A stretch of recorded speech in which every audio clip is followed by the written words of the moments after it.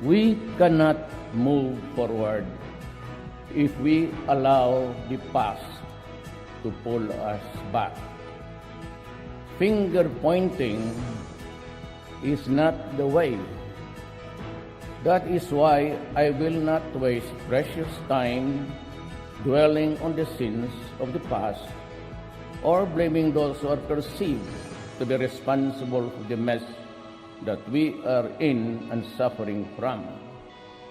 Except maybe to extract a lesson or two from its errors, we will not tarry because it is the present that we are concerned with and the future that we should be prepared for. That those who betrayed the people's trust shall not go unpunished, and they will have their day in court. And if the evidence warrants, they will have their day of reckoning too. But we must have the courage to fight for what we believe in, undeterred by the fear of failing or losing. Nakakasawa na ang mga sinasabi ng mga presidente. Paulit-ulit na lang sinasabi. Pero puro laway lang ang laman. Dekada-dekada na ang nakaraan. Magaling lang sa salita. Hindi ang taong bayan talaga ang gustong tulungan, kundi mga sarili nila at walang katapusang pagabol sa pera at kapangyarihan. Ang sabi ni Digong, we must have the courage to fight for what we believe in, and undeterred by the fear of failing or losing. Paninindigan ba ang sinasabi ni Digong? Totoo kaya siya? Bongbong Marcos bangag noon, ngayong presidente na bangag natin ang presidente. May drug addict tayo na presidente.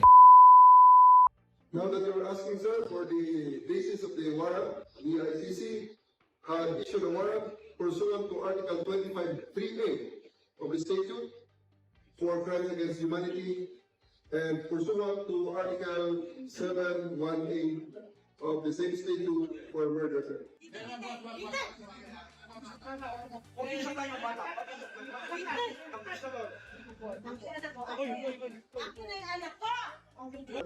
You have to kill me to bring me to Hague.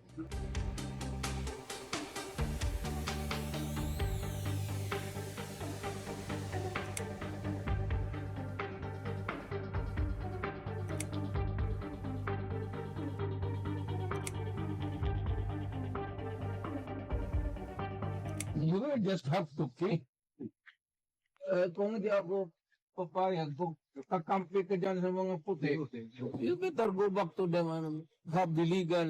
I am a citizen of this country, a former president, and you show me a piece of paper and you're asking me to go with you. And I want to ask you, sir, if you understand this right. Of course, coming from you, very clear. Now that you're asking, sir, for the basis of the warrant, the ICC had issued a warrant pursuant to Article 25(3)(a) of the statute for crime against humanity and pursuant to Article 7(1)(a) of the same statute for murder, sir.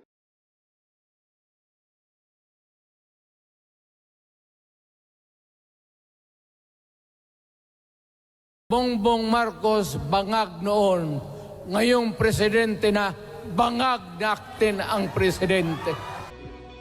That those who betrayed the people's trust shall not go unpunished, and they will have their day in court. And if the evidence warrants, they will have their day of reckoning too. But we must have the courage to fight for what we believe in, undeterred by the fear of failing or losing.